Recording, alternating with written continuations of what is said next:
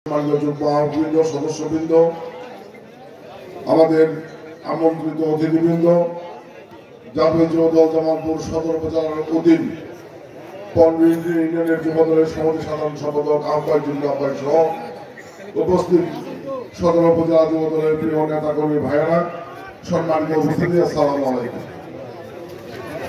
গতকালকে বাংলাদেশ জাতীয় যুবদলের ৪৭তম প্রতিষ্ঠা বার্ষিকী গেছে।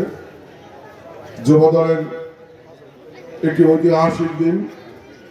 আমি সকলকে বাংলাদেশ জাতীয় যুবদলের জন্মদিন উপলক্ষে শুভেচ্ছা জানাচ্ছি। আমি আমার বক্তব্যের শুরুতেই গভীর শ্রদ্ধা নিবেদন করছি। আমি বিশ্বাস করি জাতির মানুষ আজীবন যাকে শ্রদ্ধা বলে স্মরণ করে, কারণ আমাদের এই জাতির সবচেয়ে বড় অর্জন মহান স্বাধীনতা, এবং এই জাতিকে সবচেয়ে বেশি ত্যাগ স্বীকার করতে হয়েছে সেই স্বাধীনতা যুদ্ধে। যে স্বাধীনতা যুদ্ধে ৩০ লক্ষ মানুষের জীবন দিয়েছে, ২ লক্ষ মানুষের ইজ্জত দিয়েছে, আমরা স্বাধীন বাংলাদেশ পেয়েছি। যে জাতির চরম দুঃসময় নেতৃত্বহীন সংগঠনের মুহূর্তে নিজের জীবন বাজি রেখে চট্টগ্রামের কালুঘাট বেতার কেন্দ্র থেকে মহান স্বাধীনতার ঘোষণা দিয়ে এই জাতিকে মুক্তির সঠিক পথ, স্বাধীনতার পথ দেখিয়েছিলেন। যিনি দীর্ঘ ৯ মাসের সশস্ত্র সংগ্রামে নিজের জীবন বাজি রেখে রণাঙ্গনে যুদ্ধ করেছেন, স্বাধীনতা যুদ্ধের নেতৃত্ব দিয়েছেন ৩০ লক্ষ মানুষের জীবনের বিনিময়ে, ২ লক্ষ মানুষের ইজ্জতের বিনিময়ে, যার নেতৃত্বে আমাদের জাতির সবচেয়ে বড় অর্জন স্বাধীন বাংলাদেশ পেয়েছি।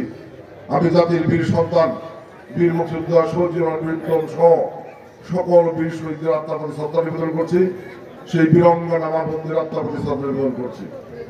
আমি বক্তব্যের শুরুতে শ্রদ্ধা নিবেদন করছি স্বাধীনতার মূল মন্ত্র গণতন্ত্র। যারা জীবন দিয়ে দেশ স্বাধীন করেছিলেন, যারা জীবনে বাজি রেখে যুদ্ধ করে স্বাধীন বাংলাদেশ আমাদের উপহার দিয়েছেন, যে সমস্ত মাপুরের ইজ্জত যাওয়ার পরে নিজেদেরকে ধন্য মনে করেছেন, তাদের ইজ্জতের বিনিময়ে স্বাধীন বাংলাদেশ আমরা পেয়েছি। তাদের স্বপ্ন ছিল স্বাধীন বাংলাদেশ, বাংলাদেশের জনগণের বাংলাদেশ হবে, বাংলাদেশের মালিক হবে বাংলাদেশের জনগণ, অর্থাৎ স্বাধীনতার মূল মন্ত্র গণতন্ত্র সুপ্রতিষ্ঠিত হবে। আমরা দেখেছি স্বাধীনতা পরবর্তী এই ৫৪ বছরে এই বাংলাদেশের সর্বপ্রথম শেখ মুজিবুর রহমান সাহেব জাতীয় সংসদে বিল পাশ করে গণতন্ত্রকে হত্যা করে একদলীয় শাসন বাকশাল কায়েম করেছিলেন। আমরা পরবর্তী সময় দেখেছি স্বৈরাচার এরশাদ বন্দুকের নল দিয়ে বিএনপি নির্বাচিত সরকারকে হটিয়ে অনির্বাচিত সেই স্বৈরতন্ত্র কায়েম করেছিলেন। আমরা দেখেছি ২০০৬ সালে শেখ হাসিনার নেতৃত্বে সেই জাতীয় নির্বাচনে অংশগ্রহণ না করে ষড়যন্ত্রের অংশ হিসেবে লোকের বইটা দিয়ে মানুষ খুন করে বাংলাদেশে একটি অস্থিতিশীলতা তৈরি করে নির্বাচন বানচাল করে সেই অনির্বাচিত ফখরুদ্দিন সরকার কায়েমের মধ্য দিয়ে বাংলাদেশের গণতন্ত্রকে আবার বিপন্ন করে ফেলা হয়েছিল। এই ৫৪ বছরে বাংলাদেশের রাজনৈতিক ইতিহাসে আমাদের সেই প্রিয় দল, যেই দলটি বারবার সেই বিপন্ন গণতন্ত্র পুনরুদ্ধারের সংগ্রাম করেছে, বারবার এই দলের নেতাকর্মীরা জীবন দিয়ে সংগ্রাম করে সকল ত্যাগের বিনিময়ে গণতন্ত্রকে পুনরুদ্ধার করেছে। স্বৈরাচার সেই শেখ মুজিবের বাকশাল বিলুপ্ত করে জিয়া রহমান বহুদলীয় গণতন্ত্র প্রবর্তন করেছিলেন। স্বৈরাচার এরশাদের বিরুদ্ধে দেশটি বেগম খালেদা জিয়া তখন একজন গৃহিণী ছিলেন। সেই গৃহিণী থেকে জাতির মুক্তির প্রয়োজনে বেরিয়ে এসে রাজপথে দীর্ঘ ৮টি বছর নেতৃত্ব দিয়েছেন, ৩ বার কারাবরণ করেছেন। আবুল নেত্রী হিসেবে স্বৈরাচারের বিরুদ্ধে সকল দেশের মানুষকে ঐক্যবদ্ধ করে একটি সফল অভ্যুত্থানের মধ্য দিয়ে এই বাংলাদেশের গণতন্ত্রকে মুক্ত করেছিলেন। সেই গণতন্ত্র ২০০৬ সালে আবার বিপন্ন হয়ে পড়েছিল। আমাদের অবিসংবাদিত নেত্রী বেগম খালেদা জিয়াকে গ্রেপ্তার করা হয়েছিল। আমাদের প্রিয় নেতা বিএনপির বর্তমান ভারপ্রাপ্ত চেয়ারম্যান, এই জাতির মানুষের মুক্তির প্রতীকৃত দেশনায়ক তারেক রহমানকে গ্রেপ্তার করা হয়েছিল। তার আদরের ছোট ভাই আরাফাত রহমান বুকু সরকারের অনুসরণে পরে দুনিয়া ছেড়ে চলে গিয়েছেন। তারেক রহমানকে মেরে ফেলার জন্য অমানসিক নির্যাতন করা হয়েছিল। বেগম খালেদা জিয়াকে বলা হয়েছিল, আপনি এই দেশ ছেড়ে চলে যান, এই দেশে গণতন্ত্র পুনঃপ্রতিষ্ঠা হবে না। বেগম খালেদা জিয়া সেই দিন দীর্ঘ চিত্তে ঘোষণা করেছিলেন যে আমার 2 সন্তান সহ আমাকে মেরে ফেললেও আমি বাংলাদেশের মানুষ ছেড়ে কোথাও যাব না। বাংলাদেশের বাইরে আমার কোনো ঠিকানা নাই। আমি বাঁচলেও বাংলাদেশে বাঁচবো, মরলেও বাংলাদেশে মরবো। সেই দৃঢ়চিত্ত নেতৃত্বের কারণেই গণতন্ত্র পুনরুদ্ধারের সংগ্রাম জোরদার হয়েছিল। সেই শেখ হাসিনা যিনি আপোষ করে জেল থেকে বেরিয়ে লন্ডন চলে গিয়েছিলেন, আবার বাংলাদেশে ফেরত আসার সুযোগ পেয়েছিলেন। একটি ষড়যন্ত্রের মধ্য দিয়ে শেখ হাসিনা ক্ষমতায় অধিষ্ঠিত হয়ে বাংলাদেশের নির্বাচনকে প্রহসনে পরিণত করে রাষ্ট্রযন্ত্রগুলোকে উলঙ্গভাবে ব্যবহার করে সেই দিনের ভোর রাত্রিবেলায় প্রশাসন দিয়ে জোর করে সিল মেরে গত 17 বছর যুগের শ্রেষ্ঠ স্বৈরাচার ভোট ডাকাত লুটেরা শেখ হাসিনা রাষ্ট্রীয় ক্ষমতায় অধিষ্ঠিত ছিল। প্রিয় ভাই আমার, আমরা গর্ব করি, আমরা অহংকার করি, আমরা সেই আদর্শের সৈনিক, সেই দলের আদর্শকে লালন করি। বাংলাদেশের জাতীয়তাবাদের আদর্শ, যে আদর্শকে লালন করে এদেশের অবিসংবাদিত বেগম খালেদা জিয়া এবং তার সুযোগ্য সন্তান বিএনপির বর্তমান ভারপ্রাপ্ত চেয়ারম্যান জনাব তারেক রহমানের নেতৃত্বে আমরা 17 বছর ফ্যাসিস্টের বিরুদ্ধে, দুর্নীতির বিরুদ্ধে, দুঃশাসনের বিরুদ্ধে, ভোট ডাকাতের বিরুদ্ধে, যুগের শ্রেষ্ঠ স্বৈরাচার শেখ হাসিনার সরকারের বিরুদ্ধে আমরা সংগ্রাম করেছি, স্বৈরাচারের পতন ঘটিয়ে গণতন্ত্রকে মুক্ত করার জন্য। এই সংগ্রাম করতে গিয়ে আমাদের সাবেক এমপি ইলিয়াস আলী, ঢাকা সিটি কর্পোরেশনের সাবেক কমিশনার চৌধুরী আলম সহ আমাদের 4,500 নেতাকর্মী হত্যা, গুম, খুনের শিকার হয়েছে। এই সংগ্রাম করার কারণে এদেশের অবিসংবাদিত বেগম খালেদা জিয়া, যার স্বামী বাংলাদেশের সেনাবাহিনীর প্রধান ছিলেন, যার স্বামী স্বাধীনতার ঘোষণা দিয়ে জাতিকে মুক্তির পথ দেখিয়েছিলেন, নেতৃত্ব দিয়ে যুদ্ধ করে এই স্বাধীন বাংলাদেশ জাতিকে উপহার দিয়েছিলেন, যার স্বামী বাংলাদেশের রাষ্ট্রপতি ছিলেন এবং রাষ্ট্রপতি থাকা অবস্থায় দেশের জন্য শহীদ হয়েছেন, সেই জিয়া রহমানের সহধর্মী বেগম খালেদা জিয়া, যিনি দীর্ঘ 8 বছর রাজপথে স্বৈরাচারের বিরুদ্ধে সংগ্রাম করে স্বৈরাচারের এর সাথে পতন করিয়ে গণতন্ত্রকে মুক্ত করেছিলেন একটি সফল অভ্যুত্থানের মধ্য দিয়ে। যে বেগম খালেদা জিয়াকে বাংলাদেশের মানুষ 3 বার প্রধানমন্ত্রী বানিয়েছিলেন, যে বেগম খালেদা জিয়া বাংলাদেশের যতগুলো আসনে যতবার জাতীয় নির্বাচন করেছেন, প্রতিটি আসনে বিপুল ভোটে নির্বাচিত হয়েছেন, যে বেগম খালেদা জিয়ার রাজনৈতিক জীবনে বিন্দুমাত্র কলঙ্কের ছাপ ছিল না, সেই বেগম খালেদাকে একটি মিথ্যে সাজানো মামলা দিয়ে আজ্ঞাবহ আদালত দিয়ে অন্যায়ভাবে সাজা দিয়ে দীর্ঘ 2 বছরের অধিক সময় জেল কাটানো হয়েছে। আপনারা জানেন বেগম খালেদা জিয়া বয়োবৃদ্ধ মানুষ, যার বয়স এখন 79 বছর। সেই বেগম খালেদা জিয়া জেলখানায় অসুস্থ হয়ে পড়েছিলেন, সুস্থ স্বাভাবিক চলাফেরা করতে পারতেন না। সরকারের কাছে তার চিকিৎসার আবেদন করা হয়েছিল। স্বৈরাচার শেখ হাসিনা স্বৈরতন্ত্রের কারণে বেগম খালেদা জিয়াকে চিকিৎসার সুযোগটুকু দেয় নাই। বেগম খালেদা জিয়া নিজের জীবনের পরোয়া করে নাই, মৃত্যুর সাথে পাঞ্জা লড়েছে, শুধুমাত্র দেশের মানুষের মুক্তির কথা বিবেচনা করে, গণতন্ত্রের মুক্তির কথা বিবেচনা করে, স্বৈরতন্ত্রের পতনের কথা বিবেচনা করে নিজের জীবনের ঝুঁকি নিয়েছেন, মৃত্যুর সাথে পাঞ্জা লড়েছেন, অবৈধ সরকারের কাছে সরকারের কাছে মাথা নত করে নাই। তার এই আপসীন ত্যাগ সারা বাংলাদেশের যুব সমাজ, তরুণ সমাজ, মুক্তিকামী মানুষকে উজ্জীবিত করেছে। প্রিয় ভাই আমার, আমাদের বিএনপির সারা বাংলাদেশে 38 লক্ষ নেতা কর্মীর বিরুদ্ধে মিথ্যে গাইনি মামলা দেওয়া হয়েছে। বিএনপির হাজার হাজার নেতা কর্মীকে অন্যায়ভাবে গ্রেপ্তার করে দীর্ঘদিন কারাগারে রাখা হয়েছে। বিএনপির এই অঙ্গ সংগঠন বাংলাদেশ জাতীয় যুব দলের নেতা কর্মীরাও সেই লুসানল থেকে রেহাই পায় নাই। আমাদের যুব দলের অনেক নেতা কর্মী শহীদ হয়েছেন, অনেক নেতা কর্মী গুম হয়েছেন, অসংখ্য নেতা কর্মীর বিরুদ্ধে মিথ্যে গাইবে মামলা দেওয়া হয়েছে। আমাদের অসংখ্য নেতা কর্মীকে গ্রেপ্তার করে দীর্ঘদিন কারাগারে রাখা হয়েছে। তারপরেও বাংলাদেশ জাতীয় যুব দল এবং বাংলাদেশ জাতীয় দল সারা বাংলাদেশের যুব সমাজ, তরুণ সমাজ, ছাত্র সমাজকে ঐক্যবদ্ধ করে, সকল পেশা শ্রেণীর মানুষকে ঐক্যবদ্ধ করে স্বৈরাচার মুক্তির সংগ্রামকে ত্বরান্বিত করেছেন।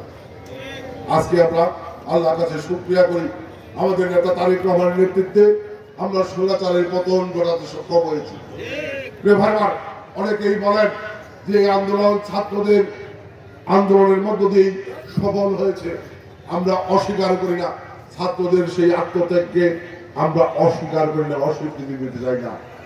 আমরা অকপটে স্বীকার করি ছাত্রদের সেই ত্যাগ অস্বীকার করার মতো না। কিন্তু রাজনৈতিক বাস্তবতা হচ্ছে বাংলাদেশে একটি মাত্র রাজনৈতিক দল বিএনপি, যেই দলটি যেদিন শেখ হাসিনা জাতীয় সংসদে বিল পাস করে তত্ত্বাবধায়ক সরকার ব্যবস্থা বাতিল করে দলীয় সরকারের নির্বাচনের প্রক্রিয়া শুরু করেছিলেন, সেদিন বেগম খালেদা জিয়া জাতির উদ্দেশ্যে পরিষ্কারভাবে বক্তব্য রেখেছিলেন যে দলীয় সরকারের দিনে অর্থাৎ আওয়ামী লীগের নির্বাচন হলে সেই নির্বাচন সুষ্ঠু নিরপেক্ষ হবে না, জনগণ ভোট দেওয়ার সুযোগ পাবে না, জনগণের মতামতের প্রতিফলন ঘটবে না। কাজেই আমরা এই দলীয় সরকারের নির্বাচনে যাব না। আমরা জনগণের ভোটের অধিকার প্রতিষ্ঠা করার জন্য স্বৈরাচারের পতন, নিরপেক্ষ সরকারের অবাধ সুষ্ঠু নিরপেক্ষ নির্বাচনের দাবিতে আমরা সংগ্রাম চালিয়ে যাব। সেদিন থেকে আমরা সংগ্রাম শুরু করেছিলাম। সেই সংগ্রামে অসংখ্য নেতাকর্মীর জীবন, অসংখ্য নেতাকর্মী হামলা জেল জুলুম সমস্ত কিছুর পরেও বিএনপি অবিচল 17 বছর স্বৈরাচার শেখ হাসিনার পতনের আন্দোলন করে। আমরা দেখেছি সেই আন্দোলনে অনেক রাজনৈতিক দল আন্দোলন থেকে সরে নিষ্ক্রিয় হয়ে গেছে। কিছু কিছু রাজনৈতিক দল সরকারের সাথে গোপন আঘাত করেছেন, কিন্তু বিএনপি সেই দল যাদের হাজার হাজার নেতাকর্মীর জীবন দেওয়ার পরেও বিএনপি সেই আন্দোলন থেকে বিন্দু মাত্র বিচ্যুত হয় নাই। বরং আপনারা দেখেছেন 2014 সালে শেখ হাসিনার নির্বাচন হয়েছে, নির্বাচনের দিন টেলিভিশনে লাইভ দেখানো হয়েছে, পত্রিকায় ছবি ছাপানো হয়েছে, ভোট কেন্দ্রে ভোটার নাই, শিয়াল কুকুর শুয়ে ঘুম পাচ্ছেন। এই জাতির মানুষ সেই নির্বাচনকে শিয়াল কুকুর নির্বাচন হিসেবে আখ্যায়িত করেছিলেন। তারপরে অসভ্য ব্যয়ের মতো শেখ হাসিনা ক্ষমতার মস্তক দখল করেছিলেন। অনেকেই বলেছেন বিএনপি নির্বাচনে গেলে 2014 সালে বিএনপি সরকার গঠন করত। বিএনপি সেই দল যে দল ক্ষমতার লোভ করে নাই, ক্ষমতার লোভ ছেড়ে দিয়ে এই নির্বাচনকে সুষ্ঠু করার জন্য নিরপেক্ষ সরকার নির্বাচনের দাবিতে জনগণের ভোটের অধিকার প্রতিষ্ঠার সংগ্রাম চালিয়ে গেছে। 2018 সালে নির্বাচন হয়েছে। আগের দিন এই দেশের মানুষ নামাজ বন্দি করে খেয়ে দিয়ে আল্লাহর নাম নিয়ে ঘুমিয়েছে, পরের দিন সকালে ভোট কেন্দ্রে গিয়ে ভোট দিবে। আমরা শুনেছি অবৈধ প্রধানমন্ত্রী শেখ হাসিনা উনি তাহাজ্জুদ নামাজ পড়েন। উনি তাহাজ্জুদ নামাজের কথা বলে সেই রাতের অন্ধকারে প্রশাসন দিয়ে সিল মেরে জনগণকে ঘুমের মধ্যে রেখে নির্বাচন শেষ করে দিয়েছে। 2024 সালে নির্বাচন বিএনপি নির্বাচনে যায় নাই। জনগণকে আহ্বান জানিয়েছিলেন সেই নির্বাচন প্রত্যাখ্যান করার জন্য। বাংলাদেশের জনগণ বেগম খালেদা জিয়া এবং তারেক রহমানের আহ্বানে সেই নির্বাচন প্রত্যাখ্যান করেছিলেন। আওয়ামী লীগ ছাড়া নির্বাচনে কেউ যায় নাই।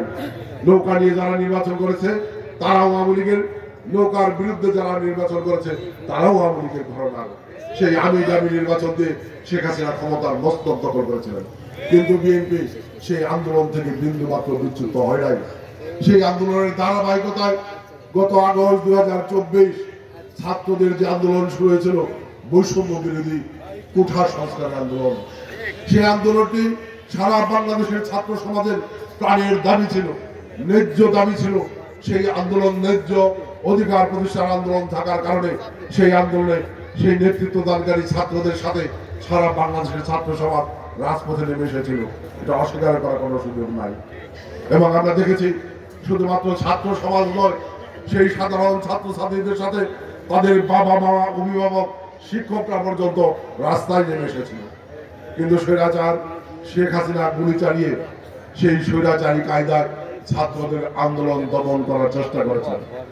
যখন স্বৈরাচার গুলি চালিয়ে শত শত ছাত্রকে নির্বিচারে হত্যা করেছে, তখন আমাদের প্রিয় দল বিএনপি, আমাদের নেতা তারেক রহমানের নেতৃত্বে সেই অসহায়, সেই শহীদ ছাত্রদের পাশে দাঁড়িয়েছে, ছাত্রদের আন্দোলনের পাশে দাঁড়িয়েছে। ছাত্রদের আন্দোলন কোঠা সংস্কার বৈষম্য বিরোধী আন্দোলন ছিল, সরকার পতনের আন্দোলন ছিল না। আমাদের নেতা তারেক রহমান সেই আন্দোলনকে সারা বাংলাদেশের বিএনপি নেতাকর্মীর অংশগ্রহণের মধ্য দিয়ে, যুব সমাজ, তরুণ সমাজের অংশগ্রহণের মধ্য দিয়ে, বিভিন্ন পেশা শ্রেণীর মানুষের অংশগ্রহণের মধ্য দিয়ে সেই আন্দোলন সরকার পতনের এক দফা আন্দোলনের রূপ নেয়। এবং 5 আগস্ট 2024 সেই ছাত্র জনতার আন্দোলনের মুখে শেখ হাসিনা ক্ষমতার মসনদ ছেড়ে পালিয়ে যেতে বাধ্য হয়েছে। আমরা আল্লাহর কাছে শুকরিয়া করি, যাদের জীবনের বিনিময়ে স্বৈরাচার মুক্ত শেখ হাসিনা, দুর্নীতি, দুঃশাসন, আওয়ামী লীগ মুক্ত বাংলাদেশ পেয়েছি। আমরা তাদের আত্মার প্রতি শ্রদ্ধা নিবেদন করি। কিন্তু বন্ধুরা আমার, সেই বাংলাদেশ আমরা 17 বছর সংগ্রাম করেছি একটি অবাধ সুষ্ঠু নিরপেক্ষ নির্বাচনের মধ্য দিয়ে জনগণের ভোটে নির্বাচিত সরকার প্রতিষ্ঠা করার জন্য। কারণ আমরা বিশ্বাস করি জনগণের ভোটে নির্বাচিত সরকার ছাড়া জনগণের কল্যাণে কাজ করে না, জনগণের কাছে জবাবদিহি করে না। গত 17 বছর এই বাংলাদেশে দলীয়করণের মধ্য দিয়ে রাষ্ট্রযন্ত্রগুলোকে আওয়ামী লীগের দলীয় যন্ত্র পরিণত করে বাংলাদেশকে একটি অকার্যকর রাষ্ট্রে পরিণত করা হয়েছিল। গত 17 বছর দুর্নীতির মহোৎসব করে উন্নয়নের নামে বিদেশ থেকে হাজার হাজার কোটি টাকা এনে সেই উন্নয়নের অন্তরালে লুটপাটের মধ্য দিয়ে আওয়ামী লীগের নেতাকর্মীরা হাজার হাজার কোটি টাকা বিদেশ পাচার করেছে, বাংলাদেশের অর্থনীতিকে পঙ্গু করে ফেলা হয়েছে। গত 17 বছরে আওয়ামী লীগের নেতাকর্মীদের দুর্নীতি, দুঃশাসন, লুটপাট, সন্ত্রাস, চাঁদাবাজি সারা বাংলাদেশের মানুষকে অসহায় জিম্মি করে ফেলেছিল। বাংলাদেশের মানুষ আওয়ামী লীগের গোলামে পরিণত হয়েছিল, আর আওয়ামী লীগ বাংলাদেশের মালিকে পরিণত হয়েছিল। আমরা সেই গোলামের জিনজির মুক্ত করে বাংলাদেশের মানুষকে এই বাংলাদেশের রাষ্ট্রের মালিকানা বুঝিয়ে দেওয়ার জন্য সংগ্রাম করেছি। যে কারণে আমরা বিশ্বাস করি আজকে এই স্বৈরাচার মুক্ত বাংলাদেশকে যদি আমরা উদার গণতান্ত্রিক বাংলাদেশ করতে চাই, এই দুর্নীতি মুক্ত বাংলাদেশকে যদি আমরা আগামী দিনে দুর্নীতি মুক্ত বাংলাদেশ স্থায়ী রূপ দিতে চাই, যদি এই বাংলাদেশে আগামী দিনে আমরা চাঁদাবাজ মুক্ত, সন্ত্রাস মুক্ত, মাদক মুক্ত একটি শান্তিপূর্ণ বাংলাদেশ প্রতিষ্ঠা করতে চাই, যদি এই বাংলাদেশকে আগামী দিনে একটি উন্নত, সমৃদ্ধ, উদার গণতান্ত্রিক মানবিক মূল্যবোধের বাংলাদেশ প্রতিষ্ঠা করতে চাই, যদি আমরা আগামী দিনে এই বাংলাদেশে আইনের শাসন সুপ্রতিষ্ঠিত করতে চাই, নির্বাচিত সরকারের কোনো বিকল্প নাই। যে কারণে আমরা প্রথম থেকেই দাবি করে আসছি যে শুধুমাত্র স্বৈরতন্ত্রের পতন নয়, একটি নিরপেক্ষ নির্বাচনের মধ্য দিয়ে, অবাধ নির্বাচনের মধ্য দিয়ে জনগণের ভোটে নির্বাচিত সরকার প্রতিষ্ঠা করা, তাদের কাছে রাষ্ট্রের মালিকানা বুঝিয়ে দেওয়া, যার মধ্য দিয়ে এই রাষ্ট্রের মালিক হবে বাংলাদেশের জনগণ। আমরা ধন্যবাদ জানাই ইতিমধ্যেই বর্তমান সরকারের মাননীয় প্রধান উপদেষ্টা আগামী ফেব্রুয়ারি 2026 বাংলাদেশের অবাধ জাতীয় নির্বাচনের প্রাথমিক রোডম্যাপ ঘোষণা করেছেন। আজকে এই নির্বাচনকে সামনে রেখে সারা বাংলাদেশের মানুষ, সারা বাংলাদেশের যুব সমাজ, তরুণ সমাজ স্বপ্ন দেখছেন আগামী দিনে সেই নির্বাচনে তারা ভোট দিয়ে তাদের সরকার নির্বাচিত করবে। গত 17 বছর বাংলাদেশের মানুষ কোন নির্বাচনে ভোট দেওয়ার সুযোগ পায় নাই। যে কারণে নির্বাচনকে সামনে রেখে বাংলাদেশের মানুষ অপেক্ষার প্রহর গুনছে আগামী দিনে একটি অবাধ, সুষ্ঠু, নিরপেক্ষ নির্বাচন, উৎসব মুখর পরিবেশের মধ্য দিয়ে তারা ভোট দেবে, তাদের পছন্দের প্রার্থীকে নির্বাচিত করবে, পছন্দের দলকে রাষ্ট্রীয় ক্ষমতায় অধিষ্ঠিত করবে। দুর্ভাগ্যজনকভাবে আমরা দেখেছি কিছু কিছু রাজনৈতিক দল এই নির্বাচনকে বানচাল করার জন্য, এই নির্বাচনকে বিলম্বিত করার জন্য নানা রকমের তকমা তৈরি করছেন। কিছু কিছু রাজনৈতিক দল প্রথমে বললেন যে আওয়ামী লীগের বিচার আগে করতে হবে, তারপরে জাতীয় নির্বাচন।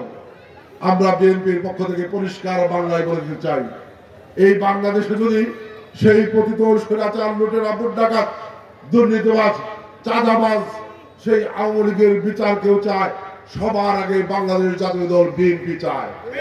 কারণ গত 17 বছরে আওয়ামী লীগের দ্বারা সবচেয়ে বেশি হত্যা, খুন, গুমের শিকার হয়েছে বিএনপি নেতাকর্মীরা।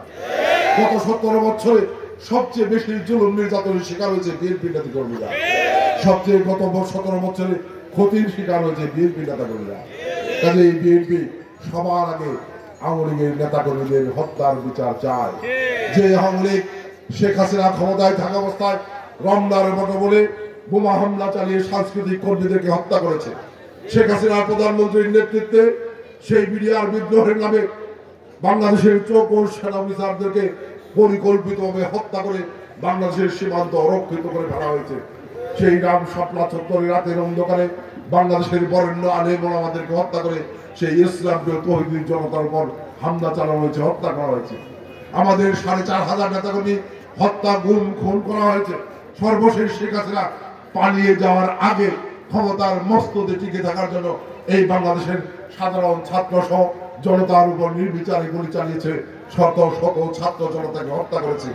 সেই বাংলাদেশের আওয়ামী লীগের সভানেত্রী শেখ হাসিনা, আওয়ামী লীগের নেতারা আজকে ভারত পালিয়ে আত্মগোপনে গিয়ে লুটপাটের টাকা দিয়ে আরামায়েশে খাবেন, আর বাংলাদেশ জাতীয় দল সহ বিএনপি এবং সারা বাংলাদেশের জনগণ এটা তামসা দেখবে। এটা হতে পারে না। তাই আমরা চাই অবশ্যই শেখ হাসিনার বিচার হবে, অবশ্যই আওয়ামী লীগের সেই সন্ত্রাসী লোকেরা, নেতাকর্মীদের বিচার হবে। আত্মগোপনে গিয়ে পালিয়ে গিয়ে তারা রেহাই পাবে না। কিন্তু সেই বিচারের নামে যদি নির্বাচন বিলম্বিত হয়, নির্বাচন বানচাল হয়, বাংলাদেশের রাষ্ট্রীয় ক্ষমতায় আবার একটি অপশক্তি অধিষ্ঠিত হয়, এটা বাংলাদেশের মানুষের জন্য সবচেয়ে বড় দুর্ভাগ্যের বিষয় হবে। কাজে আমরা পরিষ্কার ভাষায় বলেছি, একদিকে বিচার প্রক্রিয়া চলবে, আরেকদিকে নির্বাচন চলবে। ইতিমধ্যে এই নির্বাচন গড়িয়ে আসছে। আমরা ধন্যবাদ জানাই। আজকে মাননীয় প্রধান উপদেষ্টা তার বক্তৃতায় বলেছেন 13 নভেম্বরের মধ্যে নির্বাচনের সমস্ত প্রস্তুতি প্রসারণকে সম্পন্ন করার জন্য নির্দেশ দিয়েছেন। আমরা আশাবাদী আগামী ফেব্রুয়ারি 2026 জাতীয় নির্বাচন হবে। কিন্তু এই নির্বাচন নিয়ে যারা ষড়যন্ত্র করার তারা এখনো ষড়যন্ত্রের মেতে আছে। এখন জুলাই সনদ স্বাক্ষর সবার আগে বিএনপি করেছে, কারণ বিএনপি বিশ্বাস করে জুলাই আন্দোলনে যারা শহীদ হয়েছেন তাদের জীবন কখনোই বৃথা যেতে পারে না। তাদের স্বপ্ন বাংলাদেশের মাটিতে বাস্তবায়ন হবে এবং বিএনপি যদি ক্ষমতায় যায় বিএনপি তাদের সেই প্রত্যাশা পূরণ করবে, স্বপ্ন বাস্তবায়ন করবে। কারণ বিএনপি এই স্বৈরতন্ত্র পতনের জন্য সবচেয়ে বেশি আন্দোলন করেছে, দীর্ঘ সময় আন্দোলন করেছে। বিএনপি সবচেয়ে বেশি ত্যাগ স্বীকার করেছে। কাজেই এই জুলাই সনদ বাস্তবায়নে সবার আগে ভূমিকা রাখতে চায় বিএনপি। কিন্তু আমরা দেখেছি এটা নিয়েও নানা রকম তাল বাহারা চলছে। আজকে বাংলাদেশ জামাত লীগের জামাতে ইসলামের একজন শীর্ষ নেতা বলেছেন ফেব্রুয়ারিতে নির্বাচন হবে না। আমরা বলতে চাই বাংলাদেশ জামাত ইসলামের নেতৃবৃন্দ, আপনাদের সম্পর্কে নতুন করে কিছু বলার নাই। আপনাদের চরিত্র, আপনাদের রাজনীতি, আপনাদের ইতিহাস বাংলাদেশের মানুষ এখনো ভুলে যায় নাই। 1971 সালে আজান হচ্ছে, আজানের পরে পিয়ার পদ্ধতি ছাড়া নির্বাচন হবে না। আমরা যদি আপনাদেরকে জিজ্ঞাসা করি পিয়ার পদ্ধতি কি, একটা লোক দাঁড়ায় বলেন তো? বাংলাদেশের শতকরা 95 থেকে 98% মানুষ জানে না পিয়ার পদ্ধতি। ওনারা দাবি করছেন নির্বাচনকে বিলম্বিত বানচাল করার জন্য। আবার আমরা দেখি একদিকে ওনারা বলেন যে ফেব্রুয়ারিতে নির্বাচন হবে না, পিয়ার পদ্ধতি ছাড়া নির্বাচন হবে না। আরেকদিকে ওনারা 300 আসনের প্রার্থী ঘোষণা করে ভোট চাইতেছে। নির্বাচন যদি না হয় তাহলে কেন প্রার্থী ঘোষণা করে ভোট চাইতেছে? আমরা সামাজিক যোগাযোগ মাধ্যমে দেখি যে ওনারাদের অনেকেই ভোট চায়। আমাদের মানুষ, দেশের মানুষ ধর্মপ্রাণ মুসলমান, ইসলামের প্রতি তাদের দুর্বলতা মারাত্মক। বিশেষ করে আমাদের মা বোনরা ধর্মের প্রতি বেশি দুর্বল। এই মা বোনদেরকে, বাংলাদেশের ইসলাম প্রিয় মানুষগুলোকে তারা ধোঁকা দিয়ে ভোট আদায় করতে চায়। যে কারণে আমরা সামাজিক যোগাযোগ মাধ্যমে দেখেছি তারা ভোট চাওয়া বলে যে জামাত ইসলামের প্রতীক হলো দাড়িপাল্লা, ইসলামের প্রতীক। আপনারা দাড়িপাল্লায় ভোট দিলে, সমস্ত অপকর্ম করার পরে দাড়িপাল্লায় ভোট দিলে আপনার সব খালাস করে না। যারা ইসলামের দোহাই দিয়ে,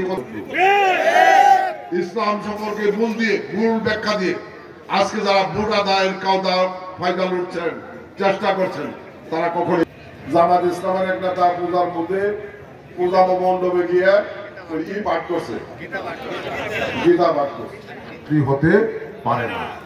জামাত ইসলামে প্রত্যেক দাড়িপাল্লা যদি জামাত ইসলামের প্রতীক হয় সেটা ইসলামের প্রতীক হতে পারে না। কারণ ইসলাম কোন রাজনৈতিক দলের সম্পদ না, এটা সকল ধর্মপ্রাণ মুসলমানের সম্পদ। কাজেই এটাকে ব্যবহার করে কোন দল ফায়দা লুটবে সেটা বাংলাদেশের মুসলমানরা হতে দেবে না। শুধু এখানে না, জামাত ইসলামের অতীত সম্পর্কে আমরা জানি। আমাদের এই জাতির সবচেয়ে বড় অর্জন স্বাধীনতা। যে স্বাধীনতার জন্য 30 লক্ষ মানুষের জীবন গিয়েছে, 2 লক্ষ মামুনের ইজ্জত গিয়েছে। সারা বাংলাদেশের মানুষ স্বাধীনতা যুদ্ধের সপক্ষে অবস্থান নিয়ে পাখানাদারি বাহিনীর বিরুদ্ধে যুদ্ধ করেছে, সেই যুদ্ধের যোগান দিয়েছে। আর আমরা দেখেছি সেই সময় জামাত ইসলামী যারা সেই আমাদের মুক্তিযোদ্ধাদেরকে হত্যা করেছে, দেশপ্রেমিক এই বাংলাদেশি মানুষকে হত্যা করেছে, সেই পাখানাদার বাহিনীর দালালি করেছে। কোথায় মুক্তিযোদ্ধা আছে, কোন করে মুক্তিযোদ্ধারা বৈঠক করছে, সেই সমস্ত তথ্য দিয়ে পাক বাহিনী দিয়ে হামলা চালিয়ে আমাদের মুক্তিযোদ্ধাদেরকে হত্যা করেছে, যার কারণে 30 লক্ষ মানুষের জীবন গিয়েছে। যে আমাদের ইসলামের নেতাকর্মীরা সেই তথ্য পাখানাদারি বাহিনীর কাছে সংগ্রহ করেছে, আমাদের সেই যুবতী মা বন্ধুকে ধরে নিয়ে পাখানাদার বাহিনীর কাছে তুলে দিয়েছে তাদের মনোরঞ্জন খোরাক জোগানোর জন্য। যারা আমাদের মা বোনদেরকে পাখানাদার বাহিনীর হাতে তুলে দিয়ে বরং ইসলাম সেই সমস্ত অন্যায় অপকারীদের আগে বিচার নিশ্চিত করার কথা বলেছে। কাজে এই বাংলাদেশে জামাত ইসলামের বিচারও আওয়ামী লীগের বিচার যেরকম চাওয়া হয়েছে, জামাত ইসলামের বিচারও আগে করতে হবে, তারপরে তাদের রাজনীতি। প্রিয় ভাই আমার, আমি দীর্ঘ বক্তৃতা যাব না, আমি শুধু যে কথাটি বিনয়ের সাথে বলতে চাই, কথা খুব পরিষ্কার। এই সুষ্ঠু অবাধ নিরপেক্ষ নির্বাচনের জন্য 17 বছর সংগ্রাম করেছি আমরা। এই সুষ্ঠু অবাধ নিরপেক্ষ নির্বাচন জনগণের ভোটের অধিকার প্রতিষ্ঠার জন্য এই দেশে হাজার হাজার রাজনৈতিক নেতা কর্মী ছাত্র জনতার জীবন দিয়েছে। সেই নির্বাচন যারা বানচাল করতে চান তারা আওয়ামী লীগের মতো আগামী দিনে বাংলাদেশ থেকে নিশ্চিহ্ন হয়ে যাবে। আজকে মানে কৌশলে আওয়ামী লীগকে আবার পুনর্জাগরণ করতে চায়, এরকম কথা শুনলে আমার কাছে মনে হয় যে মৃত্যু যন্ত্রণায় মরতেছে ও হিসেবে। বিএনপি নাকি আওয়ামী লীগের আবার রাজনীতিতে পুনর্বহাল করতে চায়, এটা কেউ বিশ্বাস করে? বিএনপি সবচেয়ে বেশি নির্যাতিত হয়েছে আওয়ামী লীগ দ্বারা। কাজেই আওয়ামী লীগের বিচার সবার আগে বিএনপি চায়। সেই আওয়ামী লীগের পুনর্বহাল বিএনপি করতে চায় না, বরং বিএনপি 5 আগস্টের পরই আমাদের নেতা বিএনপির ভারপ্রাপ্ত চেয়ারম্যান বারবার নির্দেশনা দিয়েছেন যে সেই পতিত আওয়ামী লীগের কোন নেতা কর্মী, আওয়ামী লীগের কোন দোসরকে বিএনপি রাজনীতিতে নেওয়া যাবে না, আগে তাদের বিচার হবে।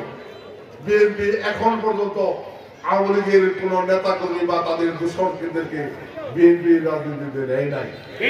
কিন্তু আমরা দুর্ভাগ্যজনকভাবে লক্ষ্য করছি, দল ভারী করার জন্য বাংলাদেশ জামাত ইসলামী এবং এনসিপি অনেকেই আওয়ামী লীগের অনেক নেতাকে তাদের দলে বিরাট। বাংলাদেশের স্বপ্ন বাংলাদেশ জাতীয় দল বিএনপি দেখে বিদায় এই বাংলাদেশে রাষ্ট্রীয় ক্ষমতায় অধিষ্ঠিত হওয়ার পরে জিয়া রহমান এই বাংলাদেশের যুব সমাজ তরুণ সমাজকে বাংলাদেশের উন্নয়ন সমৃদ্ধির সাথে কাজে লাগানোর স্বপ্ন নিয়ে প্রশিক্ষণ দিয়ে ঋণ দিয়ে আত্মকর্মসংস্থানের সাথে সম্পৃক্ত করেছিলেন।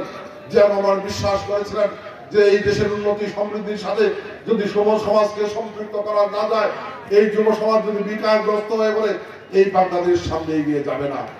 কাজেই যুব সমাজ তরুণ সমাজকে জিয়া রহমান এই দেশের উন্নয়ন সমৃদ্ধির সাথে কাজে লাগানোর স্বপ্ন নিয়ে তাদেরকে আত্মকর্মসংস্থানের সাথে সম্পৃক্ত করেছিলেন। জিয়া রহমান এই যুব সমাজ তরুণ সমাজকে বিশ্বের বিভিন্ন দেশের শ্রম বাজারে পাঠিয়ে তাদের কর্মসংস্থানের পদক্ষেপ গ্রহণ করেছিলেন। কিন্তু আমরা পরবর্তী সময় দেখেছি যে দুর্ভাগ্যজনক ভাবে শেখ হাসিনা ক্ষমতায় আসার পরে, যে শেখ হাসিনা ক্ষমতায় আসার আগে স্বপ্ন দেখেছিল এদেশের যুব সমাজ তরুণ সমাজকে কোটি কোটি টাকার মালিক হয়েছে, আর ওই বাদক সারা বাংলাদেশের গ্রামে গঞ্জে পাড়া মহল্লায় ছড়িয়ে ছিটিয়ে দিয়ে বাংলাদেশের যুব সমাজকে ধ্বংসের দ্বার প্রান্তে ঠেলে দেওয়া হয়েছে। আজকে বিএনপির স্বপ্ন দেখে, বিএনপির অঙ্গ সংগঠন বাংলাদেশ জাতীয় যুব দল স্বপ্ন দেখে বিএনপি যদি আগামী দিনে জনগণের ভোটে নির্বাচিত হয়ে রাষ্ট্রীয় ক্ষমতায় অধিষ্ঠিত হয়, এই যুব সমাজকে আবার বাংলাদেশের উন্নয়ন সমৃদ্ধির সাথে সম্পৃক্ত করা হবে। কারণ বিএনপি বিশ্বাস করে এই দেশের প্রাণ শক্তি হচ্ছে যুব সমাজ। এই যুব সমাজকে বিকারগ্রস্ত রেখে একটি দেশের উন্নয়ন কখনোই টেকসই উন্নয়ন হতে পারে না। যে কারণে আমাদের প্রিয় নেতা বিএনপির ভারপ্রাপ্ত চেয়ারম্যান আজ থেকে 2.5 বছর আগে রাষ্ট্র সংস্কারের 31 দফা যে প্রস্তাবনা জাতির সামনে উপস্থাপন করেছেন, যেটি বিএনপি বলেছে বিএনপি ক্ষমতায় গেলে আগামী দিনে এই রাষ্ট্র সংস্কারের 31 দফা বাস্তবায়নের মধ্য দিয়ে এই বাংলাদেশকে একটা উন্নত সমৃদ্ধ শান্তিপূর্ণ সেই দুর্নীতিমুক্ত বাংলাদেশ প্রতিষ্ঠা করতে চায়। এই 31 দফা রাষ্ট্র সংস্কারের একটি প্রস্তাবনা হচ্ছে এই বাংলাদেশের যুব সমাজ তরুণ সমাজকে নিয়ে। বিএনপির স্বপ্ন দেখে আগামী দিনে বিএনপি ক্ষমতায় গেলে জনগণের ভোটে নির্বাচিত হয়ে যদি রাষ্ট্র পরিচালনার দায়িত্ব পায়, বিএনপি দেশের যুব সমাজ তরুণ সমাজের জন্য নতুন নতুন প্রতিষ্ঠান তৈরি করে নতুন নতুন কর্মসংস্থানের ব্যবস্থা করবে। এদেশের যুব সমাজ তরুণ সমাজকে কর্মের সাথে কর্মসংস্থানের সাথে উন্নয়নের সাথে উপার্জনের সাথে সম্পৃক্ত করা হবে। বিশ্বের বিভিন্ন দেশের সাথে সুসম্পর্ক তৈরি করে বিশ্বের বিভিন্ন দেশে যুব সমাজ তরুণ সমাজের চাকরির সুব্যবস্থা নিশ্চিত করা হবে। তারপরেও বিএনপি বলেছে এরপরেও যদি এদেশের যুব সমাজের কর্মসংস্থানের পরিপূর্ণতা না পায়, তাহলে এই দেশের যুবকদেরকে বিএনপি রাষ্ট্রীয়ভাবে বেকার ভাতা প্রদান করবে, যাতে যুবকরা ভিন্ন কোনো অপকর্মের সাথে জড়িয়ে না পড়ে। কাজে এই দেশের যুব সমাজকে নিয়ে জিয়া রহমান সর্বপ্রথম যে যাত্রা শুরু করেছিলেন, সেই যাত্রা উদার গণতান্ত্রিক মানবিক মূল্যবোধের আইনের শাসন সুপ্রতিষ্ঠিত বাংলাদেশ করবে। এবং সেই বাংলাদেশ প্রতিষ্ঠা করতে হলে ওই ধোঁকাবাদীদের পরিচিত না হয়ে আগামী দিনে যুব সমাজকে সঠিক পথে চলতে হবে। এবং আমরা বিশ্বাস করি সেই সঠিক পথ দেখাতে সক্ষম হয়েছে বাংলাদেশ জাতীয় দল এবং বাংলাদেশ জাতীয় দলের অঙ্গ সংগঠন বাংলাদেশ জাতীয় যুব দল। তাই আমরা বিশ্বাস করি যুব দলের নেতৃত্বে এই বাংলাদেশের যুব সমাজ ঐক্যবদ্ধ হবে এবং আগামী দিনে বাংলাদেশকে জনগণের স্বপ্নের বাংলাদেশের রূপান্তর করার ক্ষেত্রে গুরুত্বপূর্ণ ভূমিকা পালন করবে। আজকে প্রতিষ্ঠাবার্ষিকীতে সেই হোক আমাদের এই আলোচনার দৃঢ় প্রত্যয়, এই হোক আমাদের অঙ্গীকার। প্রিয় নেতৃবৃন্দ, আমি বক্তব্য শেষ করব। এসব আমাদের সময় আসন্ন, কোটি কোটি বৃষ্টি পড়ছে। আমি আমার বক্তব্য শেষ করার আগে প্রসঙ্গক্রমে যে কথাটি না বললেই নয়। এখানে অনেকেই বক্তব্য করেছেন নেতৃবৃন্দ, অনেকেই বক্তব্য দেওয়ার সুযোগ পায় না। অনেক গুরুত্বপূর্ণ নেতৃবৃন্দ আছে। প্রতিকূল আবহাওয়ার কারণে আমরা অনেকেই বক্তব্য দেওয়ার সুযোগ পাই নাই। যারা বক্তব্য দিয়েছেন সবাই একটি বাক্যের কথা বলেছেন যে আগামী জাতীয় নির্বাচনে জামালপুর সদর আসনে মামুন ভাইকে এমপি হিসেবে নির্বাচিত করতে চাই। আমি আপনাদের কাছে কৃতজ্ঞ। আমি আল্লাহর কাছে শুকরিয়া করি, জামালপুরবাসীর কাছে কৃতজ্ঞ। জামালপুর পৌরসভায় বিএনপির মনোনীত প্রার্থী হিসেবে জামালপুর পৌরবাসীর ভোটে, বিপুল ভোটে আমি পৌরসভার মেয়র হিসেবে 2 বার নির্বাচিত হয়েছিলাম। আমি টানা 11 বছর জামালপুর পৌরসভায় মেয়র হিসেবে দায়িত্ব পালন করেছি। এইটুকু বলার সব সাহস আমার আছে। 11 বছরের জীবনে আমি ব্যক্তিগত স্বার্থ হাসিলের জন্য কোনো কাজ করি নাই, বরং ব্যক্তির স্বার্থ